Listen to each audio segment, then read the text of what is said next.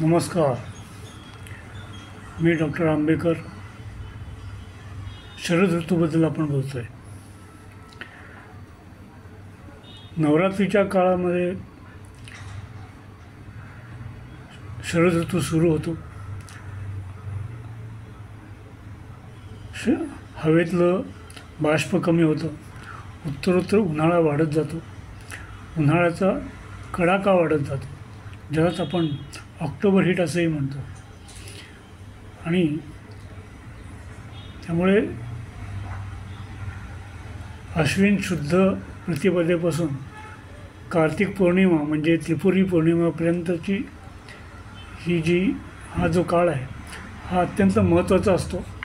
कारण नवरात्रीमध्ये तुम्हाला बऱ्यापैकी बाष्प असतं, थोडासा उकाळा जाणवत असतो आणि नुकताच तीव्र पावसाळा संपलेला असल्यामुळे भूक खूप लागत नसते आणि त्या मॉइश्चरचं जे प्रमाण आहे ते शरीरातलं प्रमाण कमी व्हावं या दृष्टीने थोडेसे व्रतवैकल्य आणि थोडंसं जागरण या दृष्टीने विचार केला तर नवरात्रीचं व्रत आणि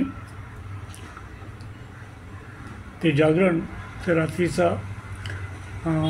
रात्रीचे किंवा संध्याकाळचे खेळ याच्यामध्ये केवळ विरंगुळा एवढाच विचार नसून त्याच्यामध्ये आरोग्याचाही विचार मोठ्या प्रमाणात केलेला आहे.